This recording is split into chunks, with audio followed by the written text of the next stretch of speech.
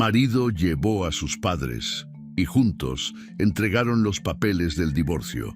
Ella acababa de dar a luz. La puerta del cuarto del hospital se abrió con un sonido seco que hizo que Lucía levantara la mirada del rostro dormido de su bebé.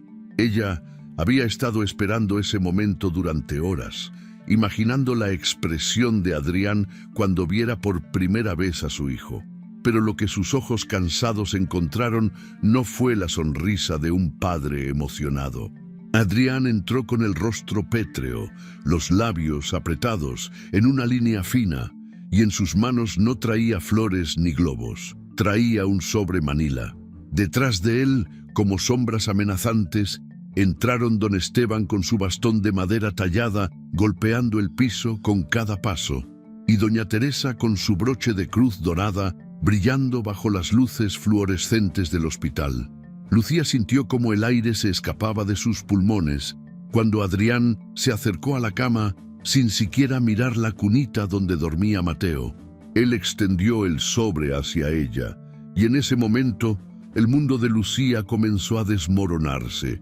Pero para entender cómo una mujer llegó a ese momento devastador, hay que regresar a unas horas antes, cuando todo parecía estar lleno de esperanza.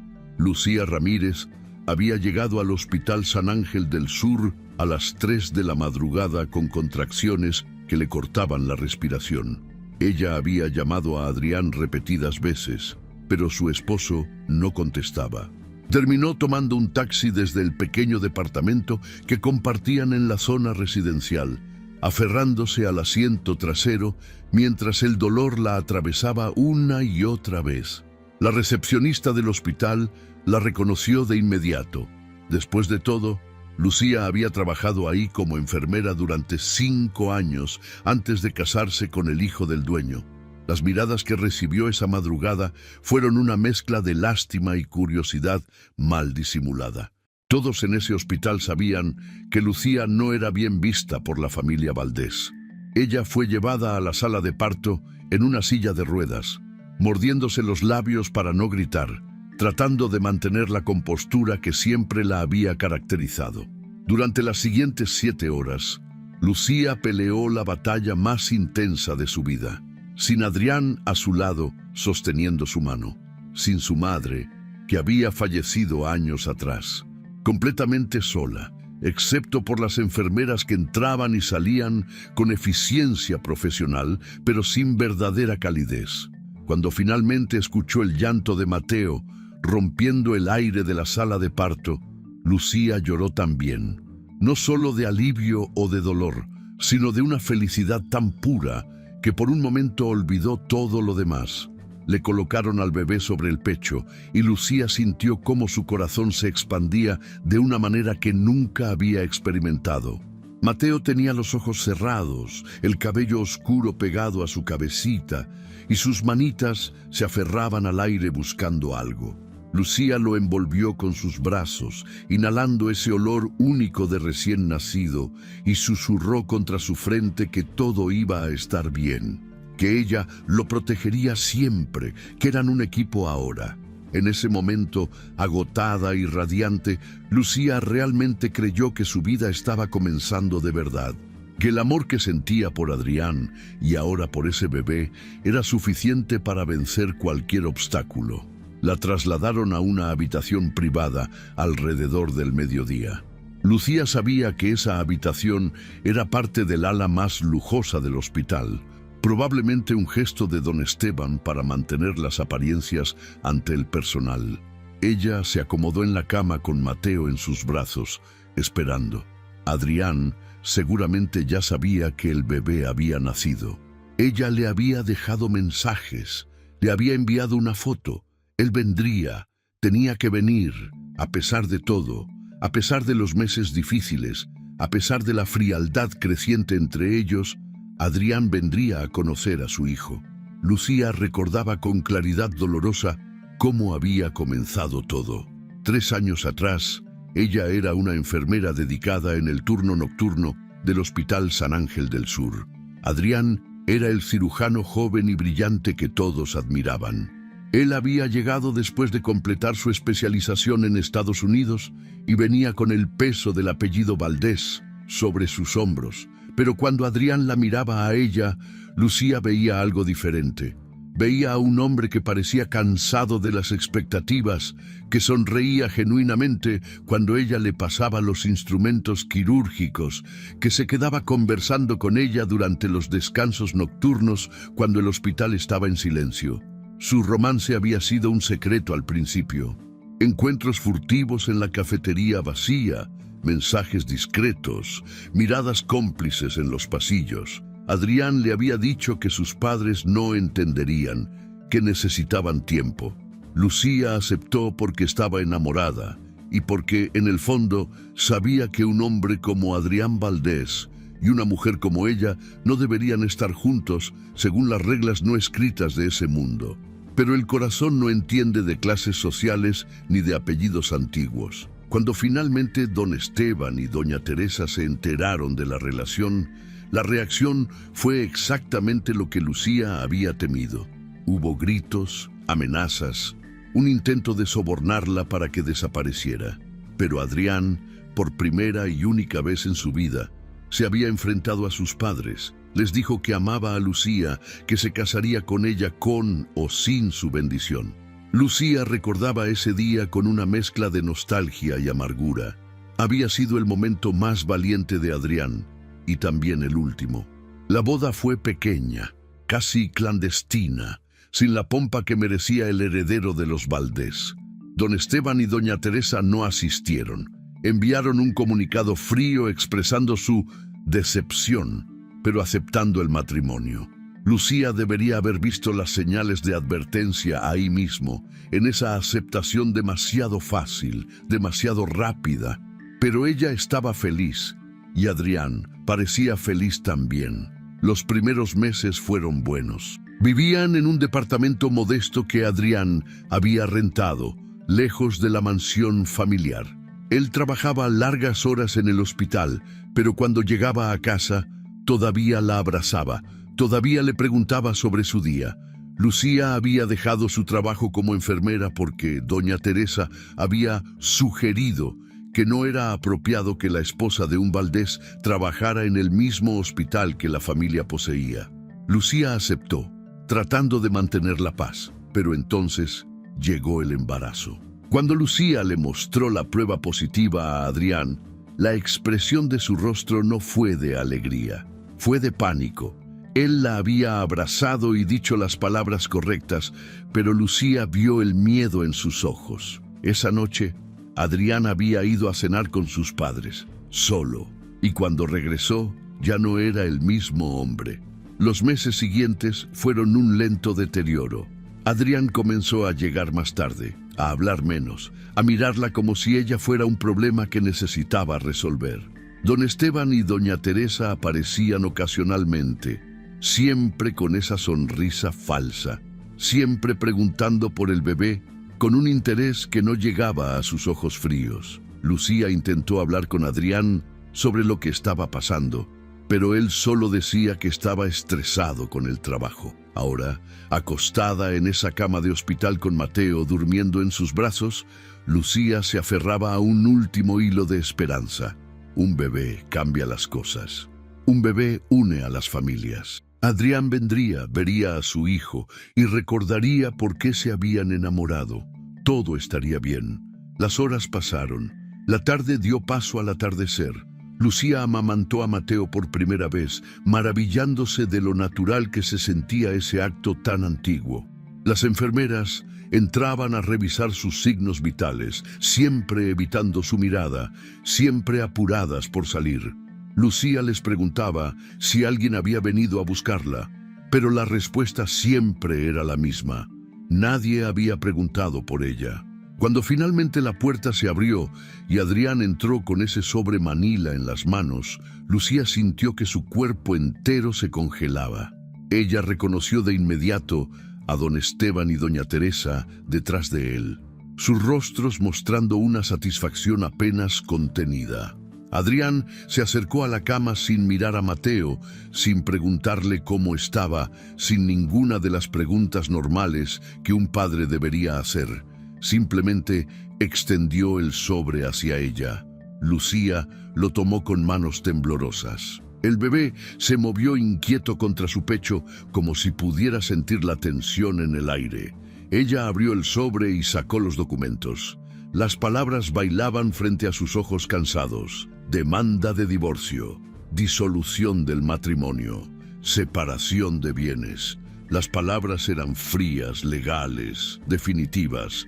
Ella levantó la mirada hacia Adrián, buscando en su rostro alguna señal de que esto era un error, una broma cruel, cualquier cosa menos lo que obviamente era. Pero Adrián no la miraba.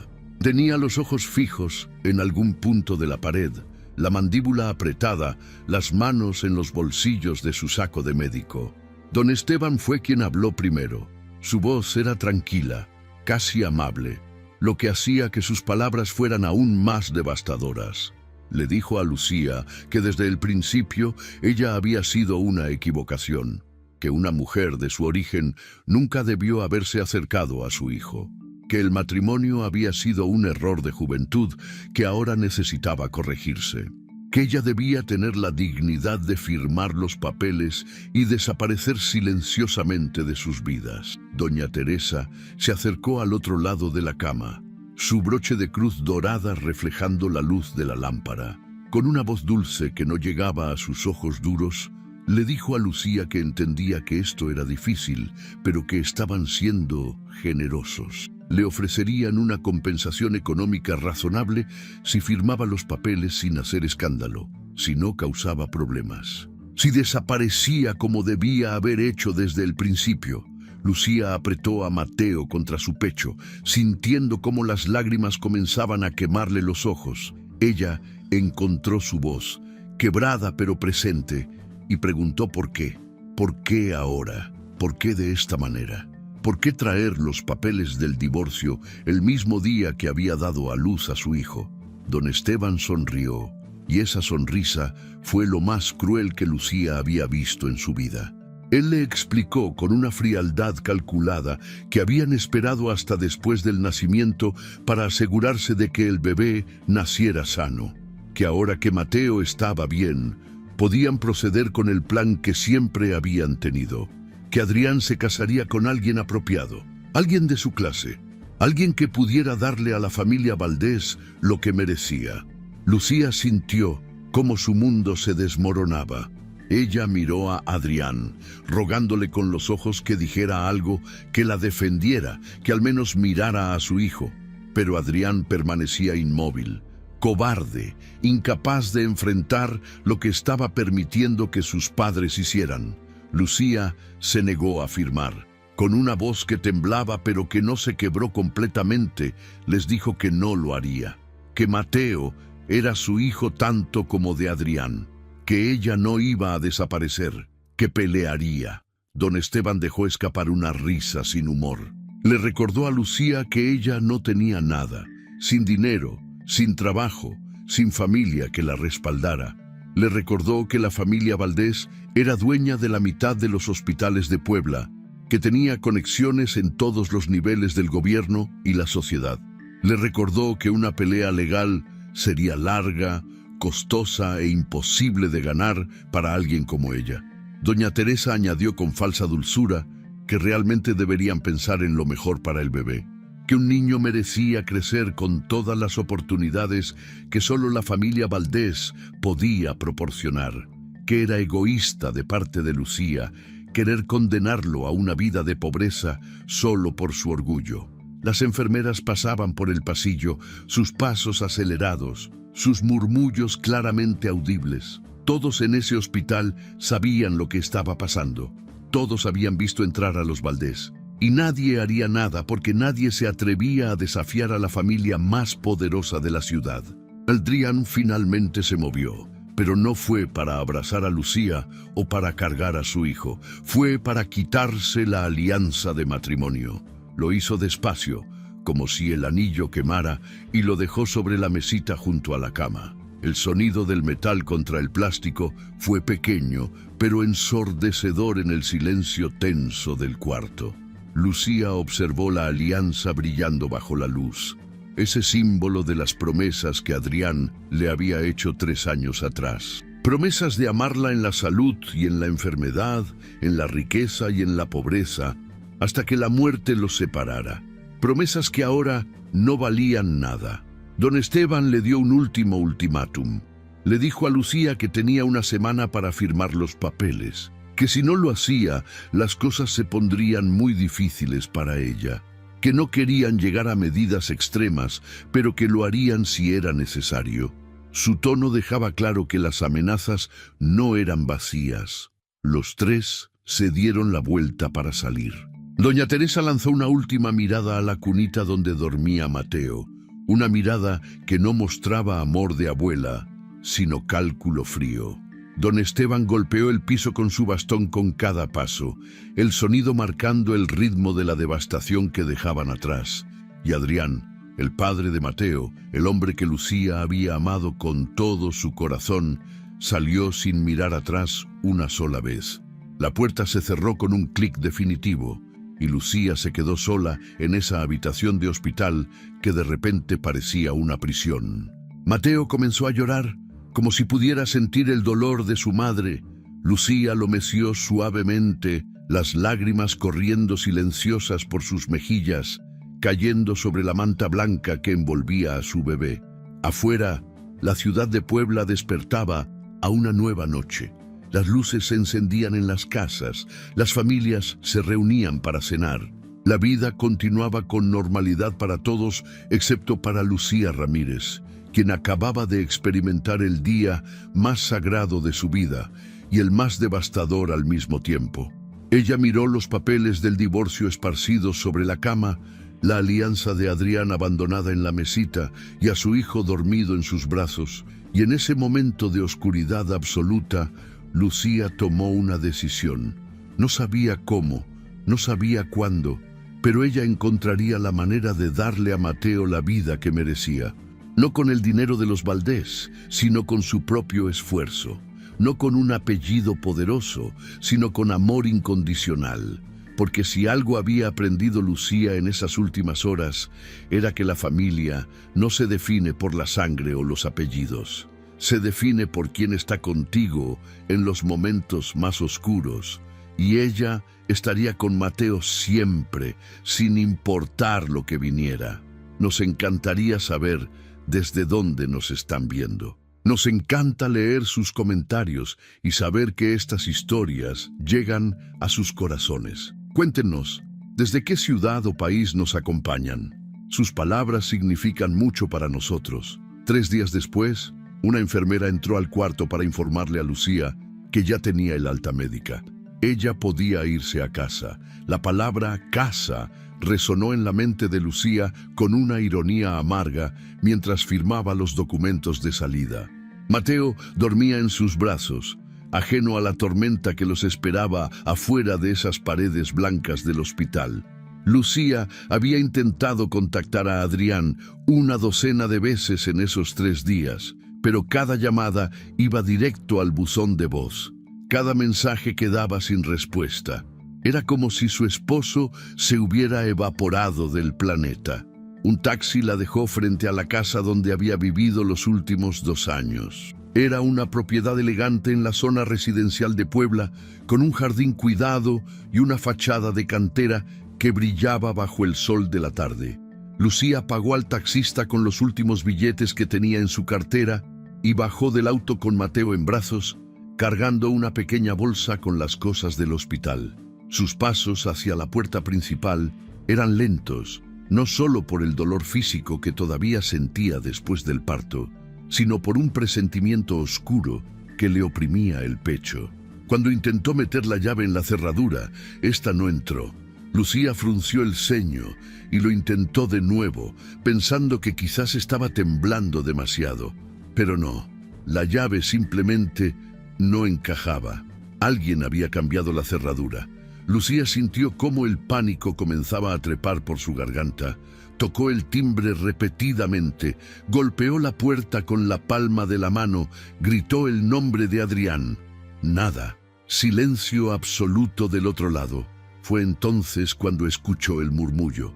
Se dio la vuelta y vio a los vecinos asomándose por las ventanas, observándola con esa mezcla de lástima y curiosidad morbosa que la gente reserva para las tragedias ajenas. La señora Méndez, de la casa de al lado, salió a su jardín, fingiendo regar las plantas, pero sin quitarle los ojos de encima. Lucía sintió la humillación arderle en las mejillas. Rodeó la casa hacia el jardín trasero, tratando de encontrar alguna forma de entrar. Y ahí fue donde lo vio. Todo. Sus pertenencias apiladas en cajas de cartón junto a la puerta de servicio. Su ropa, sus libros, las fotos enmarcadas de su boda, todo amontonado sin cuidado, como si fueran desechos que alguien quería sacar rápidamente. Algunas cajas estaban abiertas, su contenido parcialmente mojado por el rocío de la mañana. Lucía se acercó temblando y abrió una de las cajas. Adentro estaban los bodys de bebé que ella había comprado con tanto cuidado, las mantitas bordadas, el osito de peluche que había sido suyo cuando era niña. Mateo comenzó a llorar, como si pudiera sentir la desesperación de su madre.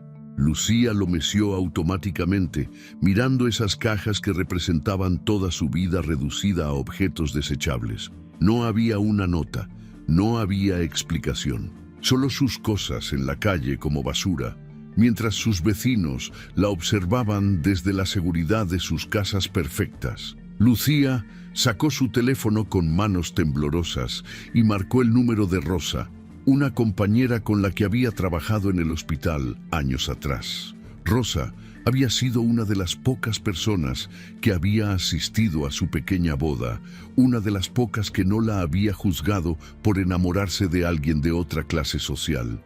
Cuando Rosa contestó y escuchó la voz quebrada de Lucía, no hizo preguntas. Solo le dio una dirección y le dijo que fuera inmediatamente.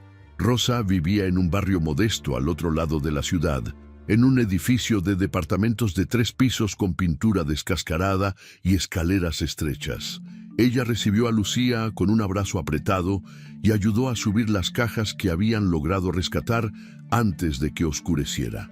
El departamento de Rosa era pequeño, un espacio de 2 habitaciones que compartía con su hijo adolescente, pero tenía algo que la lujosa casa de Adrián nunca tuvo: calidez humana genuina. Esa noche, mientras Mateo dormía en una cuna improvisada hecha con cojines, Lucía se sentó en el sofá de Rosa y finalmente dejó que las lágrimas salieran sin control. Rosa le preparó té de manzanilla y se sentó a su lado, sin decir nada porque no había palabras que pudieran arreglar lo que estaba roto. Lucía le contó todo: los papeles del divorcio, la visita de los Valdés al hospital, la casa cerrada, sus pertenencias en la calle. Rosa escuchó con expresión sombría y cuando Lucía terminó, le dijo algo que ella ya sabía pero no quería aceptar. Le dijo que los Valdés eran conocidos por su crueldad disfrazada de elegancia, que habían destruido a otras personas que se habían atrevido a desafiarlos, que Lucía necesitaba conseguir ayuda legal inmediatamente. Al día siguiente, Lucía dejó a Mateo con Rosa y fue al Centro de Atención Jurídica Gratuita de Puebla. Esperó 3 horas en una sala llena de gente con problemas igual de desesperados que el suyo.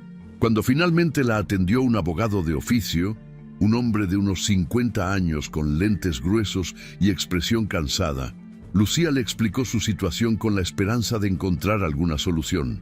El abogado la escuchó mientras tomaba notas en un cuaderno desgastado. Cuando ella terminó, él dejó escapar un suspiro largo y se quitó los lentes para frotarse los ojos. Lo que le dijo después fue como recibir un golpe en el estómago. Le explicó que técnicamente ella tenía derechos como esposa y como madre, pero que ejercer esos derechos contra alguien como los Valdés requería recursos que ella simplemente no tenía. Un litigio de divorcio podía durar años, una batalla por la custodia, aún más, y todo eso costaba dinero, mucho dinero. Le preguntó si ella tenía forma de demostrar ingresos estables. Lucía negó con la cabeza. Le preguntó si tenía propiedades a su nombre. Otra vez no. Le preguntó si tenía cuenta de banco con ahorros significativos. Lucía sintió cómo las lágrimas volvían a sus ojos mientras negaba una y otra vez. El abogado le dijo con una honestidad brutal que los Valdés probablemente tenían un equipo de abogados caros esperando cualquier movimiento legal de su parte, que ellos podían alargar el proceso indefinidamente, agotar sus recursos y al final probablemente ganar de todas formas. Lucía salió de esa oficina sintiendo que el mundo se cerraba a su alrededor. Caminó por las calles del centro de Puebla sin rumbo fijo, tratando de procesar la enormidad de lo que enfrentaba. Había creído ingenuamente que la justicia existía para todos, pero ahora entendía que la justicia tenía precio y ella no podía pagarlo. Las noches en el departamento de Rosa se convirtieron en una tortura de insomnio y ansiedad. Mateo se despertaba cada 2 horas para comer y Lucía lo amamantaba en la oscuridad mientras Rosa y su hijo dormían en el cuarto contiguo. Ella miraba el techo descascarado, escuchaba los ruidos del edificio, los gritos ocasionales de los vecinos, el sonido del tráfico que nunca cesaba completamente, y pensaba en cómo había terminado ahí, en cómo su vida se había desmoronado tan completamente en cuestión de días. Durante el día, Lucía buscaba trabajo desesperadamente. Llamó a todos los hospitales de Puebla donde había contactos. Envió su currículum a clínicas, consultorios, cualquier lugar que pudiera necesitar una enfermera. Pero las respuestas eran siempre las mismas. No había vacantes. Ya habían llenado la posición. Su perfil no era lo que buscaban en ese momento. Lucía sabía lo que realmente estaba pasando. Don Esteban había usado su influencia para cerrarle todas las puertas. Una semana después de salir del hospital, cuando Lucía estaba empezando a pensar que tal vez encontraría la manera de salir adelante, llegó la carta. Un sobre elegante entregado por mensajería al departamento de Rosa. Lucía lo abrió con manos temblorosas y leyó el contenido. Era de los abogados de la familia Valdés. La propuesta era simple y devastadora. Le ofrecían 500,000 pesos a cambio de que renunciara completamente a la custodia de Mateo. El documento explicaba con un lenguaje legal frío que ella claramente no estaba en posición de proveer el estilo de vida que el heredero Valdés merecía, que el niño tenía derecho a crecer con todas las ventajas que solo su familia paterna podía ofrecer, que la cantidad propuesta era más que generosa considerando su situación actual, que si aceptaba, también recibiría una suma mensual durante los próximos 5 años para que pudiera rehacer su vida. Todo lo que tenía que hacer era firmar los papeles renunciando a sus derechos maternos y alejarse para siempre. Lucía sintió náuseas, leyó la carta una y otra vez, incapaz de creer lo que estaba viendo.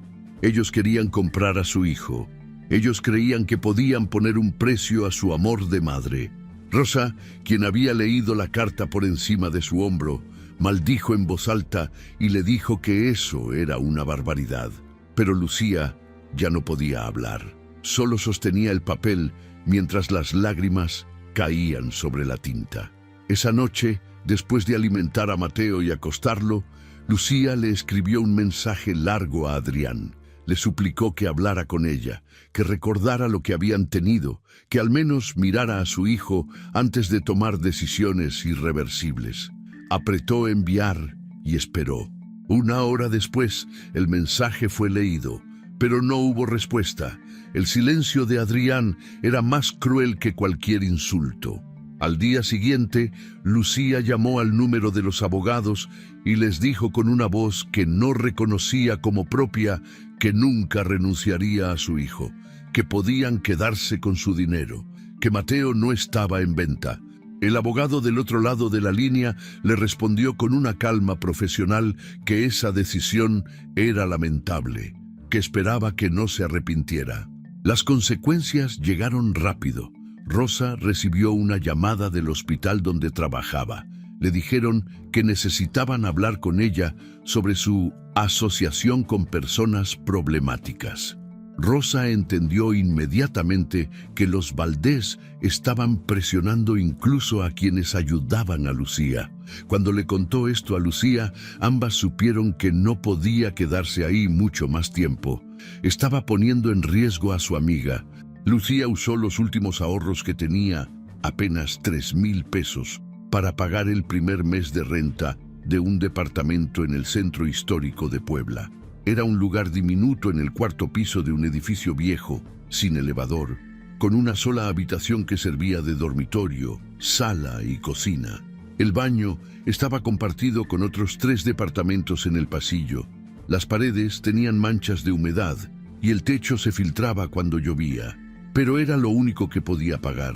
La primera noche en ese lugar, Lucía se sentó en el colchón delgado que había comprado usado, con Mateo en sus brazos, y miró a su alrededor. Este era su hogar ahora.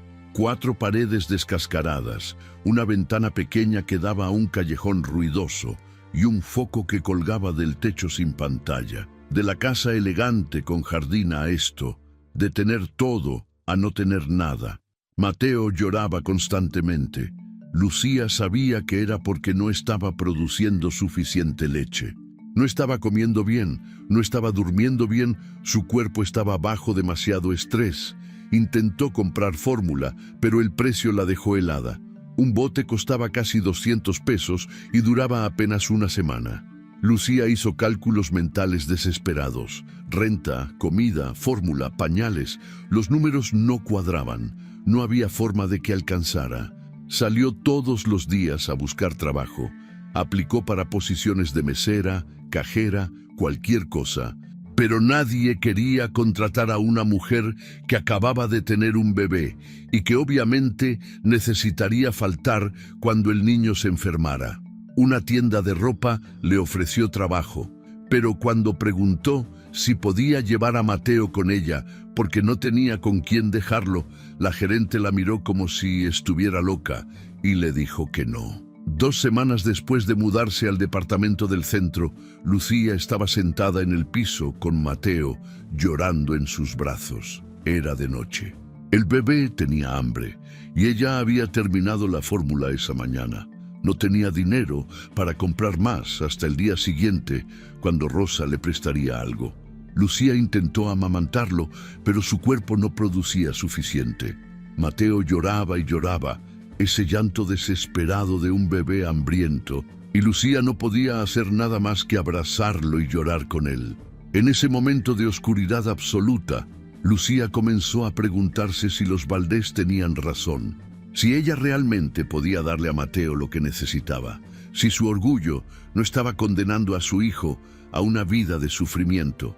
Ella lo miraba, su carita roja del llanto, sus manitas agitándose en el aire, y sentía un dolor tan profundo que era físico.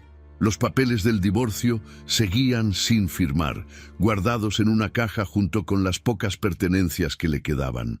Lucía los sacó esa noche y los miró con los ojos nublados por las lágrimas. Junto a ellos estaba la carta de los abogados ofreciéndole dinero por renunciar a la custodia. 500,000 pesos. Dinero suficiente para que ella rehaciera su vida, y Mateo crecería con todas las oportunidades que ella nunca podría darle. Lucía sostuvo esos documentos con una mano, mientras con la otra acunaba a su hijo. El departamento estaba en silencio, excepto por el llanto de Mateo y los ruidos distantes de la ciudad. Las paredes descascaradas parecían cerrarse sobre ella. La realidad de su situación la aplastaba con un peso insoportable. Por primera vez desde que todo había comenzado, Lucía consideró seriamente la posibilidad de rendirse, de firmar los papeles, de dejar ir. Quizás ese era el verdadero amor de madre. No aferrarse egoístamente a su hijo, sino darle la oportunidad de una vida mejor, aunque eso significara no estar en ella. Afuera, Puebla continuaba con su ritmo nocturno. Coches pasando, gente riendo en algún bar cercano, la vida normal de personas que no sabían nada del infierno silencioso que se vivía en ese cuarto piso de un edificio olvidado. Y ahí, en ese espacio diminuto que olía a humedad y desesperación, Lucía Ramírez enfrentaba el momento más oscuro de su vida, sosteniendo a su hijo hambriento y contemplando una derrota que destrozaría su alma, pero que quizás, solo quizás, salvaría la de él. La mañana había comenzado como todas las demás en las últimas 3 semanas. Lucía se había levantado antes del amanecer, había amamantado a Mateo, lo había vestido con la ropa limpia que había lavado a mano la noche anterior y había bajado los 4 pisos cargándolo en brazos, porque la señora del segundo piso había aceptado cuidarlo por unas horas a cambio de 50 pesos al día. Era poco dinero para la mujer, pero para Lucía representaba un sacrificio enorme. Aún así, era la única forma de poder trabajar. Lucía había conseguido empleo en la clínica de salud comunitaria del centro, un lugar modesto que atendía a personas de bajos recursos. Le pagaban 2.500 pesos a la semana como auxiliar de enfermería, un salario que apenas alcanzaba para cubrir la renta, la comida más básica y los pañales de Mateo. Pero era trabajo honesto, y después de semanas de rechazo tras rechazo, Lucía lo había aceptado con una gratitud que le dolía en el pecho. La clínica estaba ubicada en una calle estrecha del centro histórico, en un edificio colonial que había visto mejores días. Las paredes de cantera estaban manchadas por la humedad y el tiempo, y el equipo médico era viejo pero funcional. Lucía llegaba a las 7 de la mañana y se quedaba hasta las 3 de la tarde, atendiendo a un flujo constante de pacientes que llegaban con todo tipo de dolencias. Ese día en particular, Lucía estaba tomando los signos vitales de un niño con fiebre cuando escuchó una voz familiar detrás de ella. Una voz que no había oído en meses, pero que reconoció inmediatamente. Se dio la vuelta y ahí estaba el doctor Samuel Lira, pediatra del Hospital San Ángel del Sur, observándola con una expresión de sorpresa genuina. Samuel había sido uno de los pocos médicos del hospital que siempre la había tratado con respeto cuando ella trabajaba ahí como enfermera. Era un hombre de unos 40 años, moreno, con barba corta y ojos que reflejaban una bondad poco común en el mundo médico de élite. Lucía recordaba cómo Samuel siempre se tomaba el tiempo para explicarles a los padres los diagnósticos de sus hijos, cómo nunca trataba con desprecio a los pacientes más humildes. Samuel se acercó después de que Lucía terminara con el niño y le preguntó si podían hablar un momento. Lucía sintió que el corazón se le aceleraba, temiendo que él estuviera ahí por alguna razón relacionada con los Valdés. Pero cuando salieron al pequeño patio trasero de la clínica, Samuel simplemente le preguntó con voz suave qué había pasado. Le dijo que había notado su ausencia en el hospital, que había escuchado rumores, pero que quería saber la verdad de su boca. Lucía dudó. Durante meses había guardado su historia. Había soportado la humillación en silencio porque contarla significaba revivirla. Pero algo en la mirada de Samuel, algo en su presencia calmada y sin juicio, hizo que las palabras comenzaran a salir. Y una vez que empezó, no pudo parar. Le contó todo. El divorcio en el hospital, sus pertenencias en la calle, el departamento diminuto, los intentos fallidos de encontrar trabajo, la oferta de dinero por renunciar a su hijo, la demanda de custodia que probablemente vendría. Samuel escuchó sin interrumpir, su expresión volviéndose más sombría con cada detalle. Cuando Lucía terminó, con lágrimas corriendo por sus mejillas, que se limpió rápidamente con el dorso de la mano, Samuel guardó silencio por un momento largo.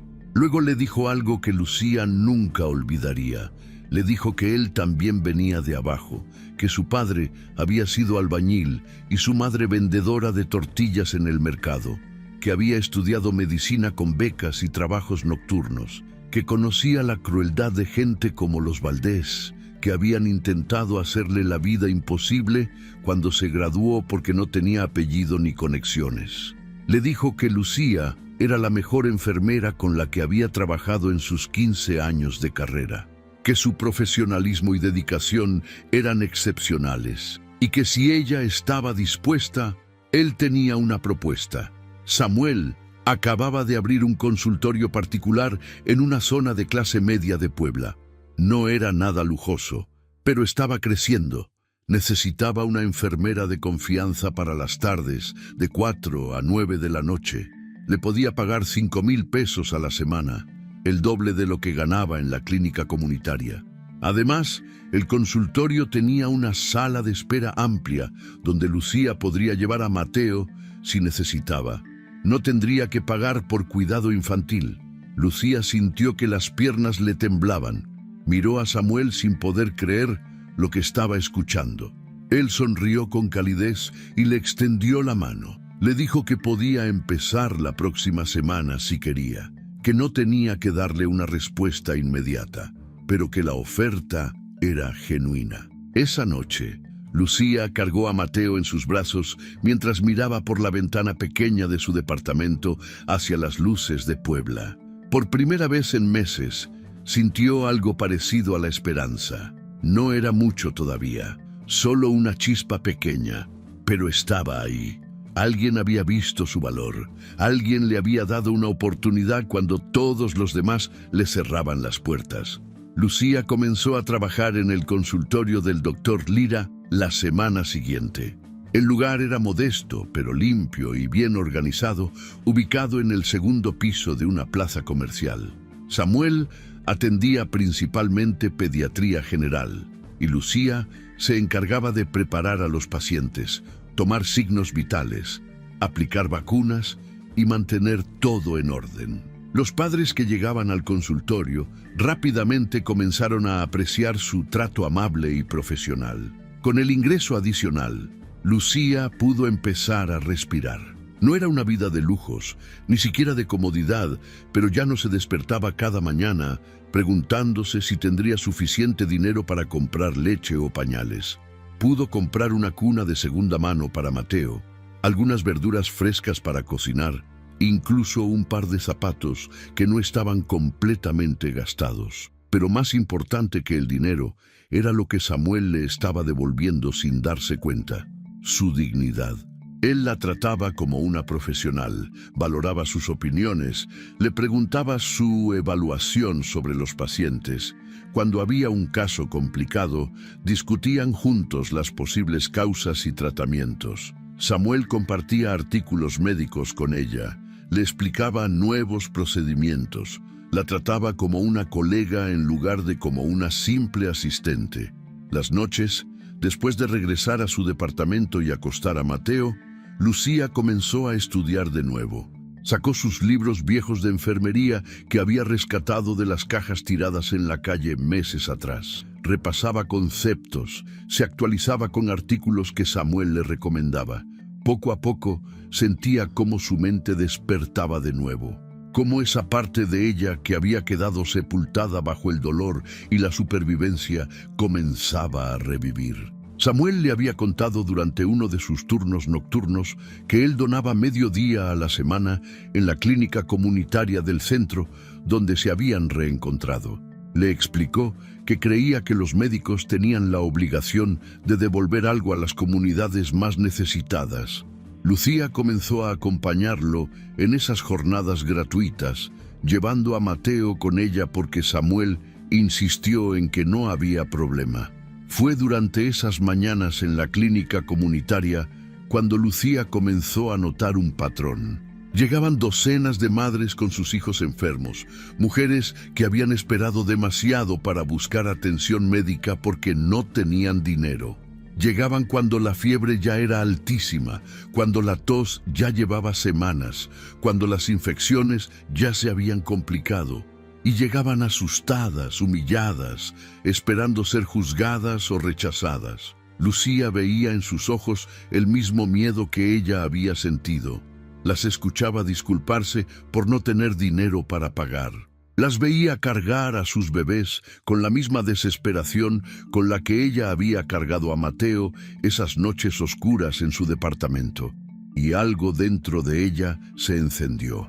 Una tarde, después de atender en el consultorio de Samuel, Lucía se quedó organizando papeles y pensando. Mateo dormía en su carriola en un rincón de la sala. Samuel estaba terminando notas en su escritorio.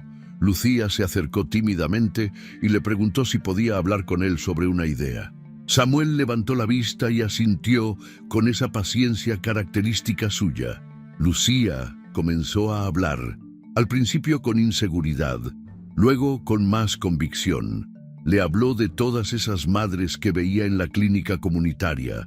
Le dijo que muchas de ellas no eran pobres en el sentido más extremo, pero tampoco podían pagar los costos de un hospital privado o un consultorio particular.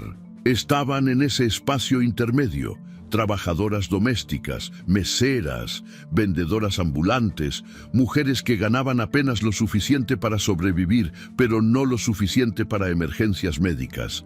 Le dijo que ella había estado ahí, que sabía lo que era tener un hijo enfermo y no poder llevarlo al médico, que sabía el terror de ver a tu bebé llorar y no saber qué hacer. Y le preguntó si él pensaba que sería posible crear algo diferente.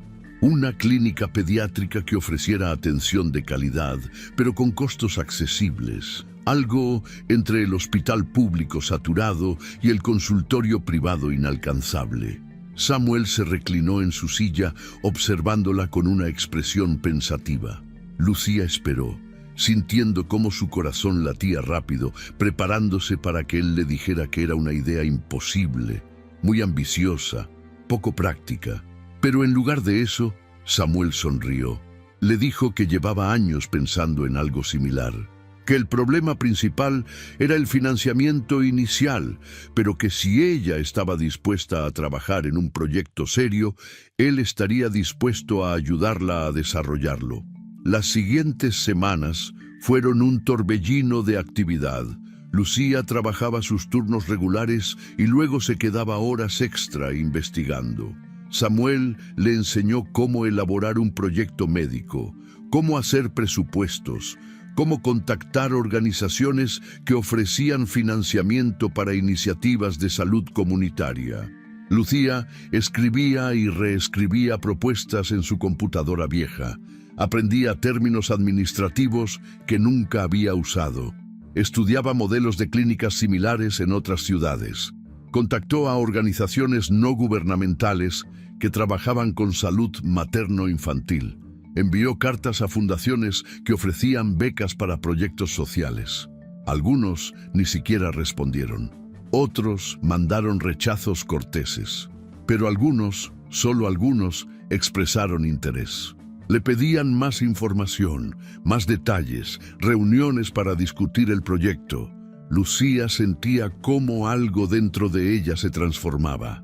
El dolor de los meses anteriores no había desaparecido, pero ahora tenía un propósito que iba más allá de su propio sufrimiento. Cada madre que veía en la clínica comunitaria era un recordatorio de por qué estaba haciendo esto. Cada niño que atendía era una razón para seguir adelante.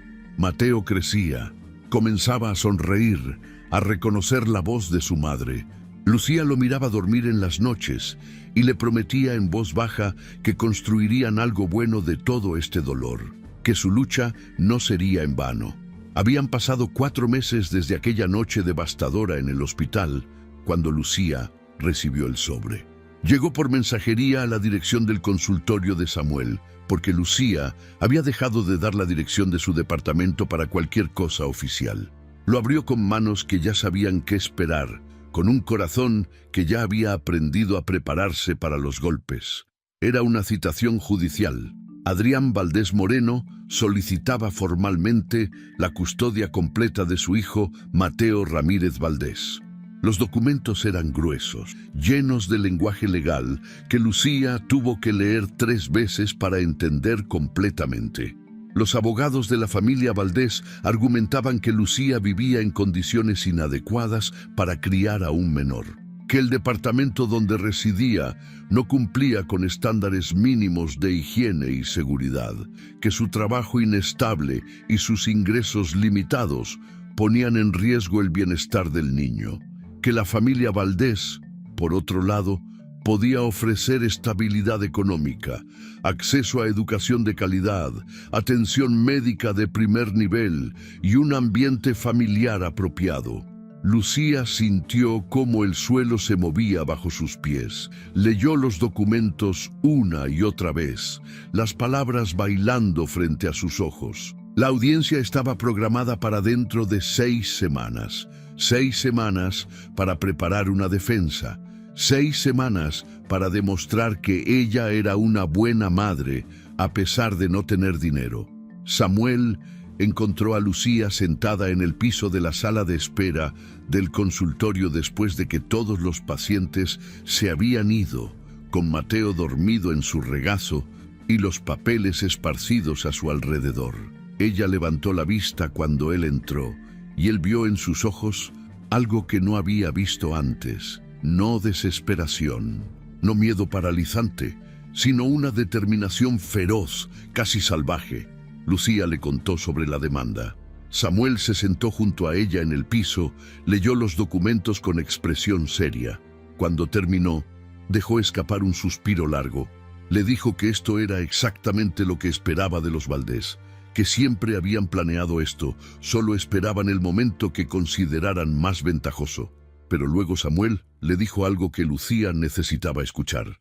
Le dijo que ella ya no era la misma mujer que había salido destruida de ese hospital 4 meses atrás, que ahora tenía un trabajo estable, referencias profesionales, un proyecto en desarrollo, que tenía a alguien dispuesto a testificar sobre su carácter y competencia.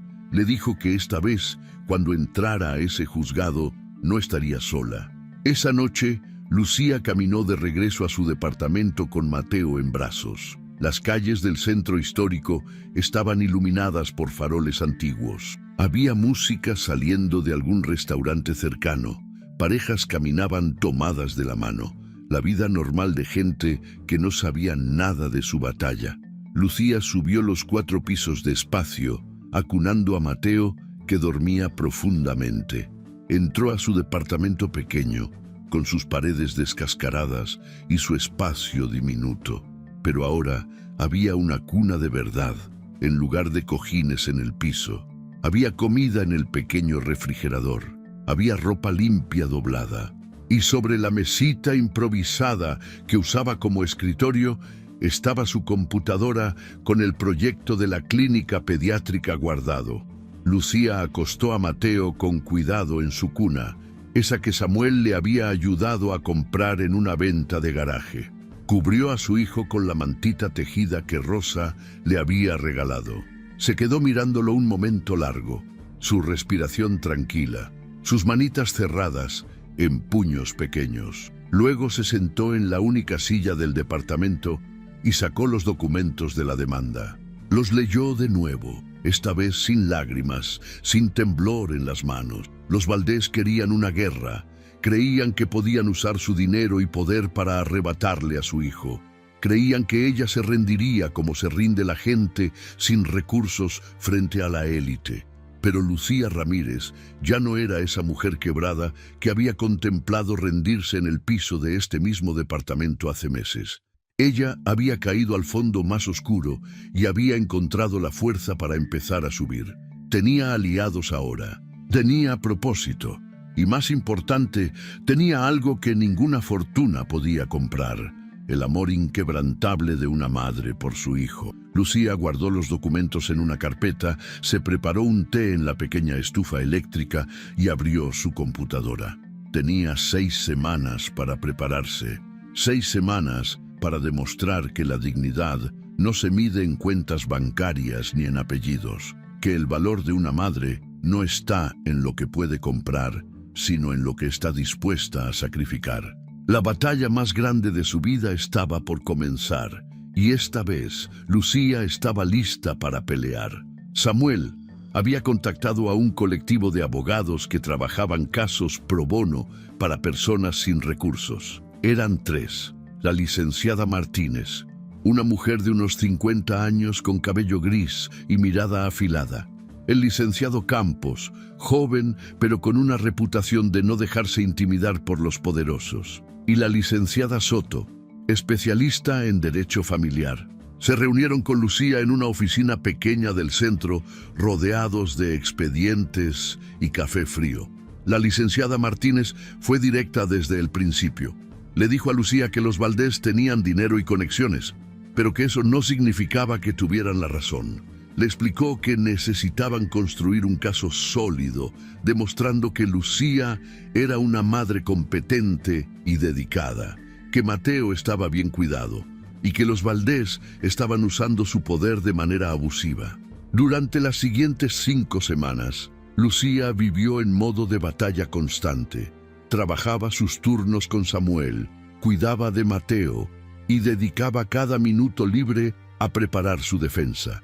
Consiguió cartas de recomendación de la clínica comunitaria donde había trabajado. El director escribió un testimonio elocuente sobre su profesionalismo y dedicación. Samuel redactó una evaluación médica detallada sobre Mateo, confirmando que el niño estaba sano, bien alimentado, con todas sus vacunas al día y mostrando un desarrollo completamente normal. Lucía tomó fotos de su departamento. Sí, era pequeño. Sí, las paredes estaban manchadas, pero estaba limpio. La ropa de Mateo estaba doblada ordenadamente. Había comida en el refrigerador. Los juguetes del bebé, aunque pocos y de segunda mano, estaban organizados. Era humilde, pero era un hogar. Los vecinos del edificio, gente trabajadora que Lucía había llegado a conocer en esos meses, escribieron testimonios voluntariamente. La señora que cuidaba a Mateo durante el día escribió sobre cómo Lucía siempre llegaba puntual, cómo el niño siempre estaba limpio y bien vestido, cómo se notaba el amor entre madre e hijo. El señor de la tienda de la esquina testificó que Lucía compraba pañales y leche regularmente, que siempre pagaba sus cuentas, que era una persona responsable.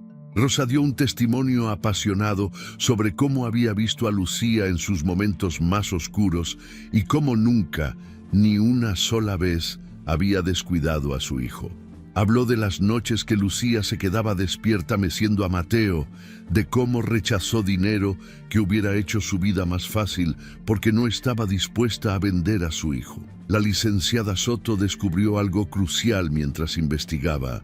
Consiguió testimonios anónimos de empleados del Hospital San Ángel del Sur sobre cómo don Esteban había ordenado específicamente que Lucía fuera puesta en una lista negra. Encontró correos electrónicos donde el patriarca de los Valdés presionaba a otros hospitales para no contratarla. Tenían evidencia documental del abuso de poder. Mientras tanto, los Valdés se preparaban con la confianza arrogante de quien nunca ha perdido una batalla legal. Contrataron al despacho de abogados más caro de Puebla.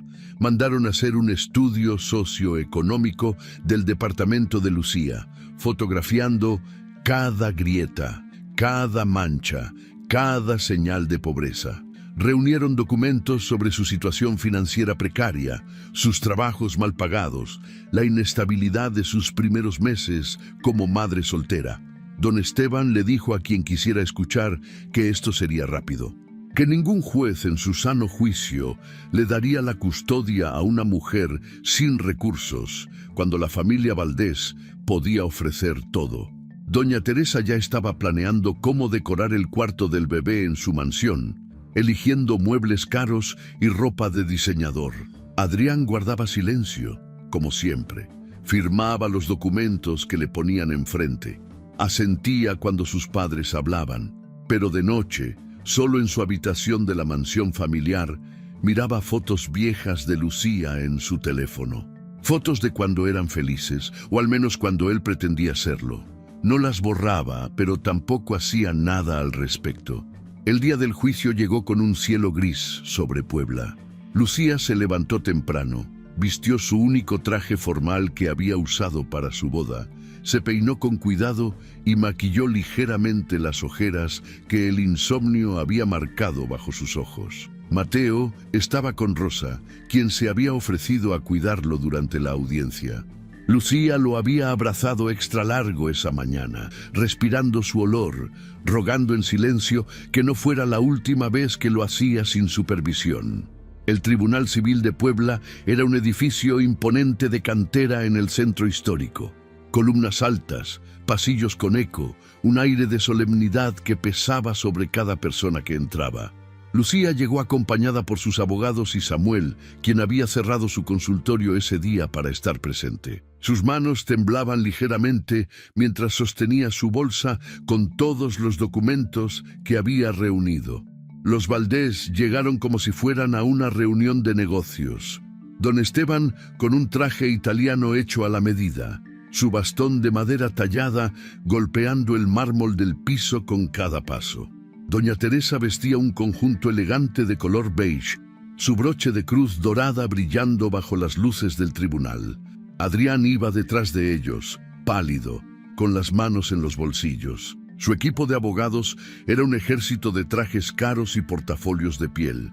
La sala de audiencias era grande, con el estrado del juez elevado y bancos de madera para los asistentes. El juez Ramírez, un hombre de unos 60 años con cabello cano y expresión severa, entró y todos se pusieron de pie. La audiencia comenzó con las formalidades legales, la lectura de cargos, la presentación de las partes. El abogado principal de los Valdés, un hombre llamado licenciado Méndez, con voz profunda y gestos teatrales, abrió el caso. Pintó un cuadro devastador de la situación de Lucía. Habló de su departamento inadecuado, mostró fotos ampliadas de las paredes manchadas, del baño compartido, de la escalera estrecha y peligrosa. Presentó estados financieros mostrando sus ingresos mínimos. Argumentó que un niño no podía crecer adecuadamente en condiciones de pobreza cuando tenía familia dispuesta y capaz de darle todo. Don Esteban subió al estrado a testificar. Habló con esa seguridad que da el dinero y el poder. Describió la mansión de los Valdés, las oportunidades educativas que podían ofrecer, la herencia que esperaba a Mateo. Habló de cómo el niño merecía crecer con el apellido Valdés, significando algo, rodeado de lo mejor que la vida podía ofrecer. Su tono dejaba claro que consideraba esto una formalidad, que el resultado estaba decidido desde antes de entrar. Doña Teresa siguió y su actuación fue magistral. Lloró lágrimas que parecían genuinas mientras hablaba de su derecho como abuela a conocer a su nieto. Habló de cómo habían intentado ayudar a Lucía, ofreciéndole apoyo económico que ella había rechazado por orgullo. Pintó la imagen de una familia amorosa que solo quería lo mejor para el bebé, y de una madre terca que ponía su ego por encima del bienestar de su hijo. Adrián fue llamado a testificar, y su voz salió temblorosa. Él repitió las palabras que obviamente habían sido ensayadas con sus abogados. Dijo que amaba a su hijo, que quería darle la mejor vida posible, que la situación actual no era adecuada. Pero cuando el licenciado Campos le preguntó directamente si alguna vez había intentado tener una conversación con Lucía sobre la crianza compartida antes de demandar la custodia completa, Adrián tartamudeó. La respuesta fue no, nunca lo había intentado. Cuando le preguntaron si había visitado a su hijo en los últimos 5 meses, Adrián miró a sus padres antes de responder. La respuesta también fue no. Cuando le preguntaron si había pagado un solo peso de manutención voluntariamente, el silencio fue ensordecedor. Llegó el turno de Lucía. Ella se levantó con las piernas temblando, pero la cabeza en alto. Caminó al estrado y juró decir la verdad. La licenciada Martínez la guió con preguntas cuidadosas. Lucía habló con voz clara, sin dramática ni lamentos. Describió su vida actual con honestidad brutal. Sí, su departamento era pequeño. Sí, ganaba poco dinero. Sí, había sido difícil. Pero luego habló de Mateo, de cómo ella era quien se despertaba cada noche cuando lloraba, quien lo alimentaba, lo cambiaba, lo bañaba, le cantaba hasta que se dormía. Habló de las noches que ella no durmió porque Mateo tenía fiebre, de cómo aprendió a reconocer cada sonido que hacía, cada expresión de su carita. Habló de los primeros baños, las primeras sonrisas, los primeros intentos de voltearse. Lucía miró directamente a Adrián cuando dijo que un hijo no necesita mansiones ni herencias. Necesita a alguien que esté ahí, alguien que lo ame incondicionalmente, alguien dispuesto a sacrificarlo todo por su bienestar. Su voz no se quebró cuando preguntó dónde había estado Adrián en todos esos momentos, dónde había estado cuando Mateo nació, cuando dio sus primeras sonrisas, cuando tuvo su primera fiebre. Samuel subió al estrado como testigo experto. Como pediatra certificado, presentó la evaluación médica completa de Mateo. El niño estaba en el percentil 60 de peso y altura para su edad. Todas sus vacunas estaban al día. No mostraba signos de desnutrición, negligencia o abuso. Su desarrollo motor y cognitivo era completamente normal. Samuel testificó que había visto miles de niños en su carrera y que Mateo Ramírez Valdés era un bebé sano, feliz y claramente amado. Samuel también habló de Lucía como profesional. Describió su ética de trabajo, su dedicación, su conocimiento médico. Dijo que la había visto trabajar con cientos de niños y que era una de las enfermeras más competentes que conocía. Otras madres de la clínica comunitaria fueron llamadas a testificar. Mujeres trabajadoras que habían conocido a Lucía en sus turnos de voluntariado.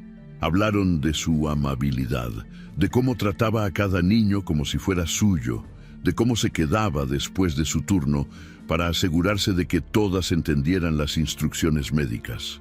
Hablaron de cómo Lucía llevaba a Mateo a la clínica y era un ejemplo de maternidad dedicada.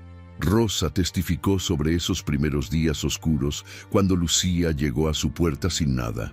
Habló de cómo nunca, ni en el momento más desesperado, Lucía había dejado de cuidar a su hijo perfectamente, de cómo había rechazado dinero que hubiera facilitado su vida porque no estaba dispuesta a vender su maternidad. Entonces llegó el golpe final. La licenciada Soto presentó las pruebas que había reunido. Correos electrónicos donde don Esteban ordenaba que ningún hospital contratara a Lucía. Testimonios anónimos de empleados del Hospital San Ángel del Sur sobre las órdenes específicas de destruir profesionalmente a la madre de su nieto. Grabaciones de llamadas donde representantes de los Valdés ofrecían dinero a cambio de que Lucía renunciara a la custodia. La licenciada Soto argumentó con voz firme que esto no era un caso de una familia preocupada por un niño, era un caso de abuso de poder, de una familia rica usando su influencia para destruir a una mujer que se atrevió a no someterse a sus deseos. Presentó la carta original donde los abogados Valdés ofrecían 500,000 pesos por la custodia, como si un hijo fuera mercancía que se podía comprar. Don Esteban se puso de pie gritando que eso era mentira. El juez golpeó el mazo ordenándole sentarse. Doña Teresa había perdido su compostura elegante, su rostro rojo de furia. El licenciado Méndez intentaba controlar el daño, pero era demasiado tarde. La máscara de la familia perfecta y preocupada se había caído. El juez Ramírez ordenó un receso de 2 horas para revisar toda la evidencia. Lucía salió de la sala temblando. Samuel la abrazó en el pasillo mientras ella lloraba silenciosamente. Los abogados le dijeron que había hecho un trabajo excelente, que habían presentado un caso sólido. Cuando regresaron, la sala estaba en silencio absoluto. El juez Ramírez entró con una carpeta gruesa y una expresión inescrutable. Todos se pusieron de pie. El juez se sentó y comenzó a leer su veredicto.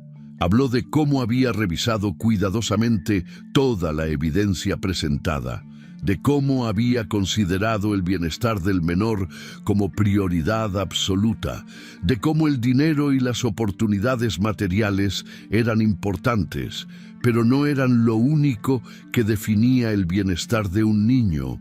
El juez dijo que había visto suficiente evidencia de que Mateo estaba bien cuidado por su madre, que Lucía había demostrado dedicación extraordinaria en circunstancias difíciles, que las dificultades económicas no eran resultado de negligencia o mal manejo, sino de un esfuerzo sistemático de la familia Valdés por destruir profesionalmente a la madre del niño.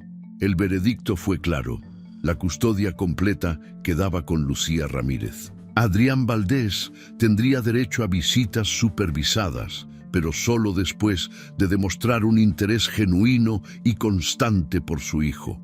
Se ordenaba el pago de una pensión alimenticia de 15,000 pesos mensuales. Se prohibía a los Valdés cualquier intento de contacto con el menor sin supervisión judicial. Y se ordenaba una investigación sobre el abuso de poder de don Esteban en el ámbito médico de Puebla. Lucía sintió que las piernas le fallaban. Samuel la sostuvo. Sus abogados sonreían.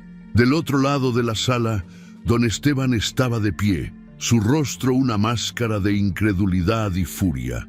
Por primera vez en su vida, el patriarca de los Valdés había perdido. Su dinero no había comprado esta victoria. Su influencia no había torcido esta justicia. Doña Teresa lloraba, pero ahora eran lágrimas reales de derrota. Adrián estaba sentado con la cabeza entre las manos. Los meses siguientes fueron de reconstrucción. Lucía usó la primera pensión alimenticia para mudarse a un departamento mejor, todavía modesto, pero con 2 habitaciones y un baño propio. Compró una cuna nueva para Mateo, ropa adecuada, juguetes educativos, pero la mayor parte del dinero lo ahorró e invirtió en su proyecto. El proyecto de la Clínica Pediátrica Luz Nueva finalmente consiguió financiamiento de una fundación internacional impresionada por la historia de Lucía y la solidez de su propuesta. Samuel invirtió sus propios ahorros como socio. Rosa se unió al equipo como administradora. Rentaron un local en una zona de clase trabajadora, lo equiparon con lo básico pero funcional y contrataron a 2 pediatras más y 3 enfermeras. 6 meses después del juicio, en una mañana soleada de sábado, se inauguró la Clínica Pediátrica Luz Nueva. El local no era grande ni lujoso, pero estaba limpio, pintado con colores alegres, lleno de carteles educativos sobre salud infantil.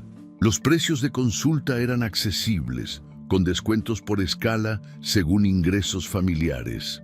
Para familias en extrema pobreza, las consultas eran gratuitas. Lucía estaba en la entrada recibiendo a las primeras familias, con Mateo en brazos. El niño ya tenía 1 año, comenzaba a balbucear palabras, intentaba caminar agarrado de los muebles. Decenas de madres habían llegado, algunas de las que había conocido en la clínica comunitaria, otras que se habían enterado por recomendación. Había una cola en la calle.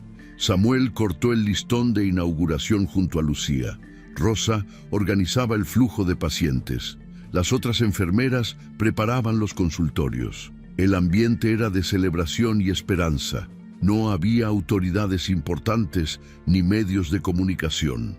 Solo gente común, agradecida de tener un lugar donde sus hijos serían tratados con dignidad y profesionalismo, sin importar cuánto dinero tuvieran. Lucía nunca había firmado los papeles del divorcio que Adrián le había entregado en el hospital hacía 1 año. Técnicamente seguían casados, aunque no tenían ningún contacto. Adrián había intentado visitar a Mateo 2 veces bajo supervisión judicial, pero ambas veces se había puesto nervioso y se había ido antes de tiempo. La tercera vez ni siquiera se presentó. Lucía no buscaba reconciliación, no necesitaba el apellido Valdés. No quería su dinero más allá de la pensión que legalmente correspondía a su hijo. Había construido algo propio. Esa tarde, después de atender a los últimos pacientes del día de inauguración, Lucía se quedó sola en su pequeña oficina de la clínica. Mateo jugaba en el piso con bloques de colores que Rosa le había regalado. El sol se ponía sobre Puebla, la ciudad iluminándose gradualmente con luces artificiales. Lucía miró por la ventana y pensó en todo lo que había pasado. En aquella noche en el hospital, cuando su mundo se derrumbó. En los días oscuros, sin dinero ni esperanza. En las veces que casi se rindió. En las personas que la ayudaron cuando no tenían ninguna obligación de hacerlo. Se tocó la muñeca, donde todavía llevaba la pulsera del hospital con el nombre de Mateo. La había conservado desde ese primer día, ese símbolo del momento más sagrado y más devastador de su vida. Lucía la miraba cada vez que dudaba, cada vez que las cosas se ponían difíciles. Le recordaba de dónde venía y lo que había sobrevivido. Los Valdés le habían quitado un apellido, una casa lujosa, la ilusión de un matrimonio feliz, pero no habían podido quitarle lo esencial. No habían podido romper su amor por su hijo. No habían podido destruir su dignidad. Y sin quererlo, con su crueldad, le habían dado algo, la certeza absoluta de su propia fuerza.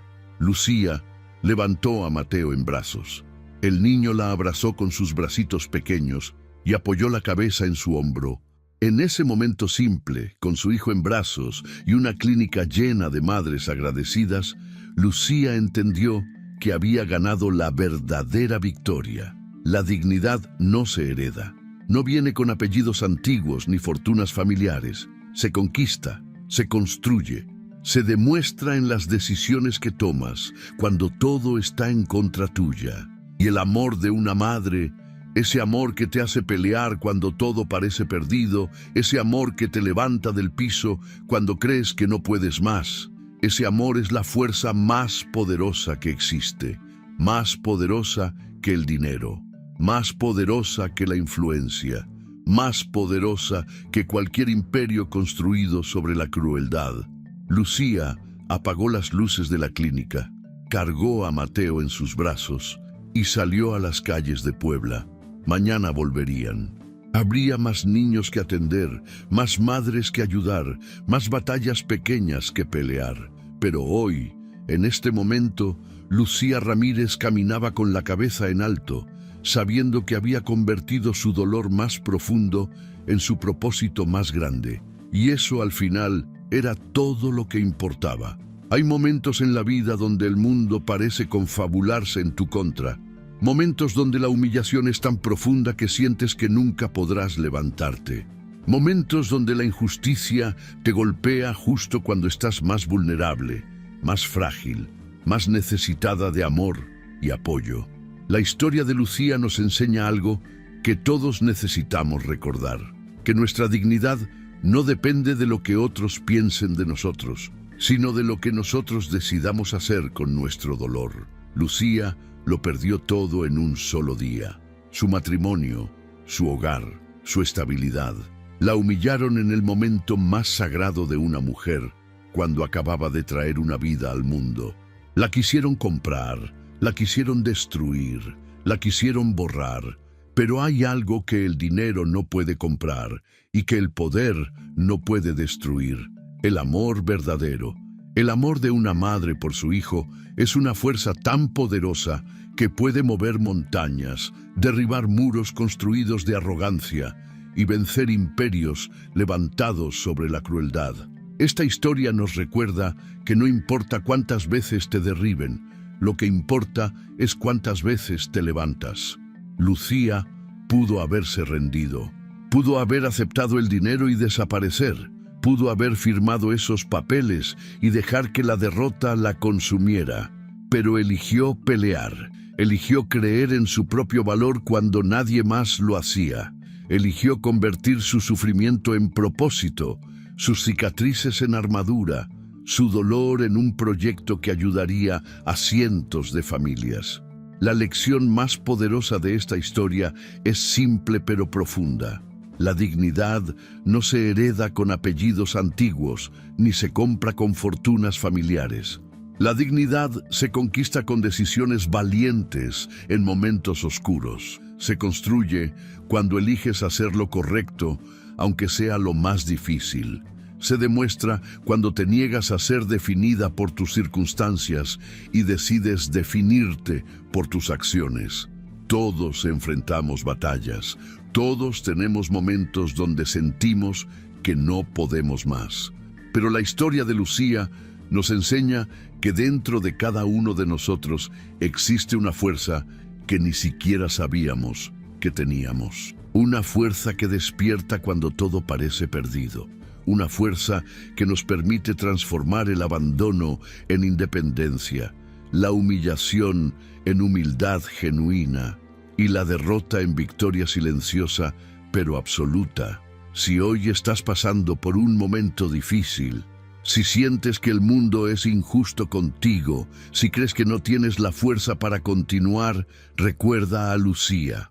Recuerda que ella también estuvo en el piso, con su bebé en brazos, sin dinero, sin apoyo, sin esperanza visible, y se levantó. No porque fuera especial o porque tuviera superpoderes. Se levantó porque eligió hacerlo, porque decidió que su hijo merecía una madre que peleara, no una que se rindiera. El verdadero poder no está en cuánto tienes, sino en cuánto estás dispuesto a dar.